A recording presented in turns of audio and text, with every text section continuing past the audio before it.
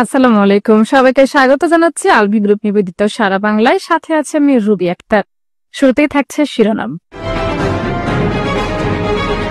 হাওড়ে সোনালী ধান কাটা শুরু, আবহাওয়া নিয়ে দুশ্চিন্তা কৃষকদের।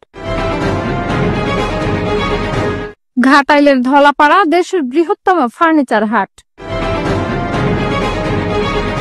হবিগঞ্জে টমটমে যাত্রী উঠানো নিয়ে সংঘর্ষে পুলিশ সহ আহত 40।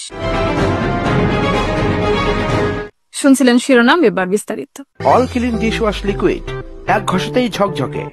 হবিগঞ্জের মাধবপুরে বোরো ধান ঘরে তুলতে ব্যস্ত সময় পার করছেন কৃষকরা। চলতি মৌসুমে বাম্পার ফলনে খুশি কৃষকরা। দিনরাত কাজ করছেন সোনালী ফসল ঘরে তুলতে। তবে আবহাওয়ার পরিবর্তনের কারণে দেখা দিয়েছে শঙ্কা। গুড়ি গুড়ি বৃষ্টির কারণে ধান কাটার কাজ ব্যাহত হচ্ছে অনেক এলাকায়। এখন পর্যন্ত বেশ কয়েকটি জাতের ধান কাটা শেষ হলেও BR-29 সহ অন্যান্য জাতের ধান কাটতে সময় লাগবে আরো 1 সপ্তাহ। কৃষি বিভাগের কর্মকর্তারা জানিয়েছেন, হাওড় অঞ্চলের 1/3 ধান কাটা শেষ হয়েছে। আবহাওয়া অনুকূলে থাকলে কৃষকরা সময় মতো ফসল ঘরে তুলতে পারবেন। চলতি মৌসুমে 12,100 হেক্টর জমিতে আবাদ হয়েছে বোরো ধানের। লক্ষ্যমাত্রা ধরা হয়েছে প্রায় 45,700 মেট্রিক টন। টাঙ্গাইল জেলার ঘাটাইল উপজেলার ধলাপাড়া দেশের বৃহত্তম রেডিমেড ফার্নিচার হাট। প্রতি বৃহস্পতিবার ও সোমবার এই হাটে প্রায় কোটি টাকা রেডিমেড ফার্নিচার কেনাবেচা হয়। ঢাকা, চট্টগ্রাম, ময়মনসিংহ, জামালপুর সহ দেশের বিভিন্ন স্থান থেকে ক্রেতা বিক্রেতারা এখানে আসেন।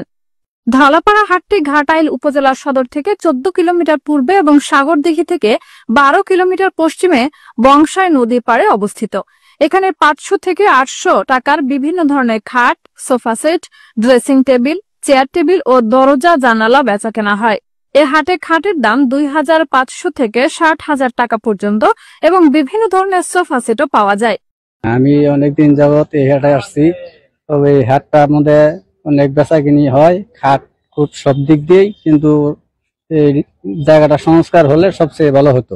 মানে আমাদের জন্য এখানে কাদা কুদা হয়ে যায়, বর্ষা মাসে খুব সমস্যা হয়, এইটুকুই। আমি গোপালপুর থেকে আসছি, অনেক নাম শুনেছি এই হাটের। আমি একটা মূলত খাট কেনার জন্য আসছি, ঘুরে ঘুরে দেখতেছি।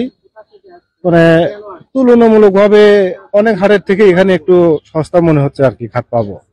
বেচা কিনে খুব ভালো হয়, বিভিন্ন এলাকা থেকে মাল সামান আহে, বহুত দূর দূর থেকে লোকজন আহে, কিনা বেচা ভালো হয় আর কি। মনে হয় 50-60 লাখ টাকা বেচা কিনে হয়, ভালোই হয়, খারাপ হয় না। বিশেষ করে ধলাপাড়া হাটের গরু এবং এই যে ফার্নিচার মার্ট দেখতেছেন আপনি, এটা খুব বিখ্যাত। প্রায় সারা বাংলাদেশ থেকে ফার্নিচারের লোকজন এখানে আসে, যেমন গাজীপুর, ঢাকা, মাওনা, যে কোনো জায়গা থেকে এখান থেকে আসে, কারণ এখানে অনেক স্বল্প মূল্যে বিক্রি হয় ফার্নিচার গুলা। যেখানে আপনার একটা খাট কিনতে 15-20 হাজার টাকা লাগবে, এখানে তো 8-10 হাজার টাকা সেটা পেয়ে যাবেন। এই জন্য আর প্রতি বৃহস্পতিবার খাটের হাট হয়, সোমবার হয় না। 2টা হাটই হয়, তবে বৃহস্পতিবার সবচেয়ে বড় হাট। এবং গরু, ছাগল, হাঁস, মুরগি, ধান, চাউল, তো অনেক কিছু হাটে বিক্রি হয়। তবে একটা সমস্যা হচ্ছে, হাটের স্থায়ীভাবে কিছু স্থাপনা হয়েছে। আমি আপনাদের মাধ্যমে সরকারের ইউনো মহোদয়কে অনুরোধ করব যে স্থায়ী হাট মানে দোকানগুলা, বরাদ্দগুলা বাতিল করে দিয়ে উন্মুক্ত ভাবে হাটটা করে দেওয়ার জন্য। আর যেখানে যেটা ফার্নিচার মাঠ হয়, এইটা কাদা বৃষ্টি হলেই মাঠটা একদম কাদায় ভরে যায়। এখানে যদি একটু মাটি বা বালু দিয়ে হাটটা সংস্কার করা যায়, তাহলে আমাদের জন্য সবচেয়ে ভালো হয়। এই হাটে ঘাটাইল ছাড়াও মধুপুর, সখীপুর, বাসাইল, কালীহাতি ও ভুয়াপুরে ক্রেতা বিক্রেতারা অংশ নেন। এটি দেশের অন্যতম বৃহৎ রেডিমেড ফার্নিচার হাট হিসেবে পরিচিত। ধন্যবাদ। যে ধলাপাড়া যে ঐতিহ্যবাহী যে ফার্নিচার হাটটি রয়েছে, এটা এই কারণে ঐতিহ্যবাহী যে দেশ বিদেশি বিভিন্ন প্রান্ত থেকে কিন্তু স্বল্প মূল্যে এই ফার্নিচার ক্রয় করতে এখানে ক্রেতার সাধারণ আগমন থাকে। এখানে ইতিমধ্যেই এই হাটটি খুবই জনজমাট, কারণ এখানে মজুরি মূল্যেই কিন্তু এই হাটটায় এতটাই জনপ্রিয় যে মজুরি মূল্যেই ফার্নিচার এখানে ক্রয় করতে পারে। সুতরাং এই এলাকার উন্নয়নের সাথে এই মার্কেটের বা এই হাটটার উন্নয়নের সাথে উপজেলা প্রশাসন যে কোনো সহযোগিতা গ্রহণ করবে এবং এই উন্নয়নের জন্য উপজেলা প্রশাসন সর্বক্ষণ আছে এবং থাকবে। হবিগঞ্জে টমটমে যাত্রী উঠানোকে কেন্দ্র করে 2 দল এলাকাবাসীর সংঘর্ষে আহত হয়েছেন 40 জন। এতে পুলিশ সদস্য সহ উভয় পক্ষের অন্তত 40 জন আহত হয়েছেন। সোমবার বেলা 4টার দিকে শহরের শায়েস্তানগর এলাকায় এই সংঘর্ষ হয়। খবর পেয়ে পুলিশ ও সেনাবাহিনী ঘটনাস্থলে পৌঁছে পরিস্থিতি নিয়ন্ত্রণে আনে। স্থানীয়রা জানায় শায়েস্তানগর পয়েন্টে বহুলা ও শায়েস্তানগর এলাকায় যাত্রী উঠানো নিয়ে দুই টমটম অটোরিকশা চালকের মধ্যে কথা কাটাকাটি হয়। এক পর্যায়ে দুই এলাকাবাসী দেশীয় অস্ত্র দিয়ে সংঘর্ষে জড়িয়ে পড়ে। প্রায় ঘণ্টাব্যাপী সংঘর্ষে পুলিশ সহ উভয় পক্ষের অন্তত 40 জন আহত হয়েছেন। খবর পেয়ে পুলিশ ও সেনাবাহিনী ঘটনাস্থলে পৌঁছে পরিস্থিতি নিয়ন্ত্রণে আনে। এ বিষয়ে সদর মডেল থানার ভারপ্রাপ্ত কর্মকর্তা ওসি একেএম সাহাবুদ্দিন শাহিন জানান, টমটমে যাত্রী উঠানো নিয়ে সংঘর্ষ হয়েছে। বর্তমানে পরিস্থিতি শান্ত রয়েছে। এলাকায় অতিরিক্ত পুলিশ মোতায়েন করা হয়েছে। রাষ্ট্রপক্ষে স্বরাষ্ট্র মন্ত্রণালয় কর্তৃক নিয়োগকৃত অ্যাটর্নি জেনারেল পদমর্যাদার আইনজীবী এহসানুল হক সমাজি উপস্থিত থেকে যুক্তিতর্ক উপস্থাপন করেন। নারী ও শিশু নির্যাতন দমন ট্রাইব্যুনালের বিজ্ঞ বিচারক এম জাহিদ হাসানের আদালতে মঙ্গলবার বেলা 11টায় যুক্তিতর্ক শুনানি শেষে আগামী 17 মে রায় ঘোষণার দিন ধার্য করা হয়। যুক্তিতর্ক উপস্থাপন শেষে এহসানুল হক সমাজি সাংবাদিকদের বলেন, আমরা বিজ্ঞ আদালতকে বলেছি একজন শিশুর প্রতি যে নিষ্ঠুর, অমানবিক ও পৈশাচিক ধরনের বিকৃত রুচির যে আচরণ করা হয়েছে, যা কিনা আমরা সাক্ষাতে ও মেডিকেল এভিডেন্সে পেয়েছি, বাংলাদেশের বুকে এ ধরনের কোন ভুল দ্বিতীয়বারের মতো কোন নারী ও শিশুর সাথে পৈশাচিক বর্বর সুলভ আচরণ করতে না পারে, সেজন্য দৃষ্টান্তমূলক শাস্তির ব্যবস্থা করতে হবে বলে জানান স্বরাষ্ট্র মন্ত্রণালয়ের আইন কর্মকর্তা। বিজ্ঞ বিচারিক ট্রাইব্যুনাল আগামী 17 মে 2025 এই মামলার রায় প্রচারের জন্য দিন ধার্য করেছে। গতকাল এই মামলায় রাষ্ট্রপক্ষ থেকে যুক্তিতর্ক উপস্থাপন করা হয়েছে। লার্নেড পাবলিক প্রসিকিউটর সহ এই বারের অনেক বিজ্ঞ আইনজীবী যারা প্রসিকিউশনকে সহায়তা করছেন, তারা গতকালকে তাদের বক্তব্য উপস্থাপন করেছেন। আজকে বিজ্ঞ আদালত এই মামলায় ল পয়েন্টের উপরে আমার বক্তব্য শোনার জন্য অর্থাৎ সুযোগ দিয়েছেন যে আজকে যেন আমি সাবমিশনটা রাখতে পারি, আর্গুমেন্ট করতে পারি।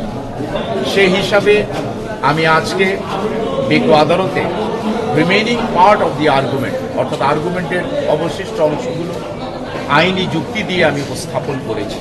আমরা বিজ্ঞ আদালতকে বলেছি যে একটা শিশুর প্রতি যে নিষ্ঠুর, অমানবিক, পৈশাচিক যেই ধরনের বিকৃত রুচি সম্পন্ন যে আচরণ করা হয়েছে, যা কিনা আমরা সাক্ষ্যতে পেয়েছি, মেডিকেল এভিডেন্সেসে পেয়েছি, বাংলাদেশের বুকে এই ধরনের কেউ যেন কোনো দ্বিতীয়বারের মতো কোনো নারীর সাথে, কোনো শিশুর সাথে এই ধরনের পৈশাচিক বর্বরসুলভ আচরণ যেন করতে না পারে, সেই জন্য দৃষ্টান্তমূলক শাস্তি দেওয়া উচিত।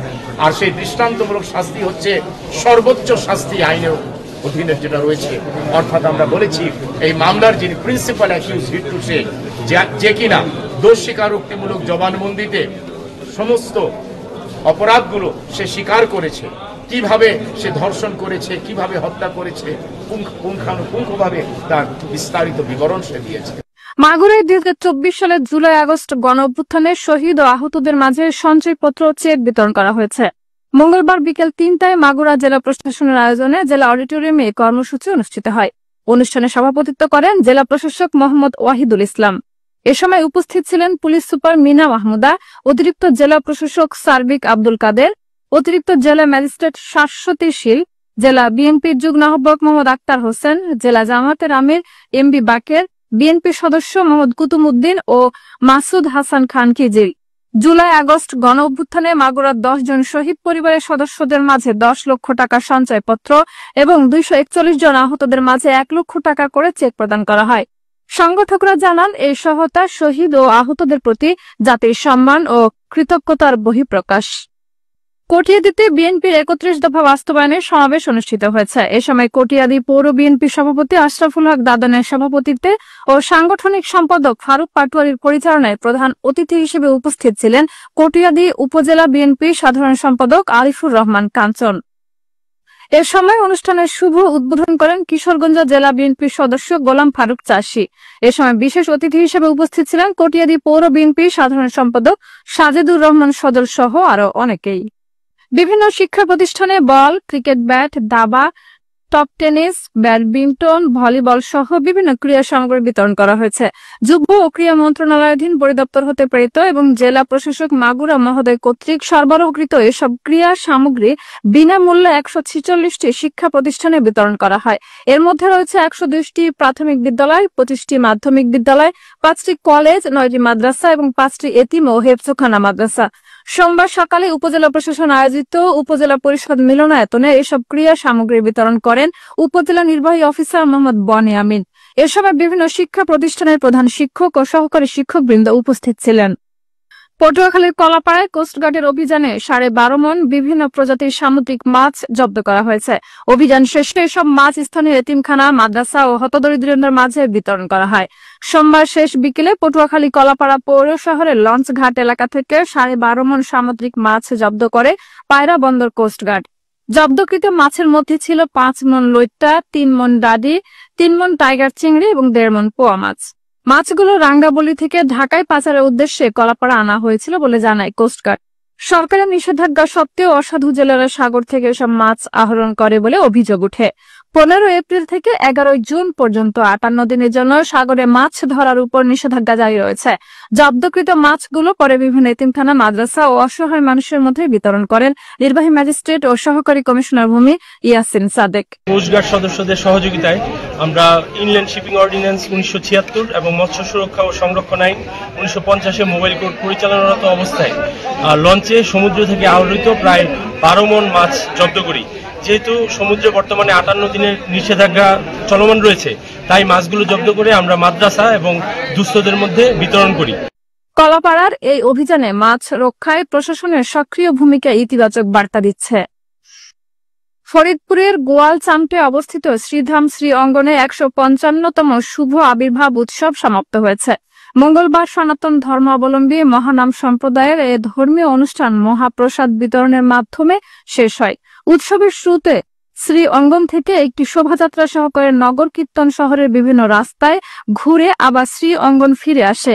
এতে অসংখ্য ভক্ত অংশগ্রহণ করেন। এছাড়া উৎসব উপলক্ষে বিভিন্ন স্বেচ্ছাসেবী প্রতিষ্ঠান ভক্তদের মধ্যে প্রসাদ সামগ্রী, চিকিৎসা সামগ্রী, শরবত, মিষ্টান্ন বিতরণ সহ নানা কর্মসূচি গ্রহণ করে।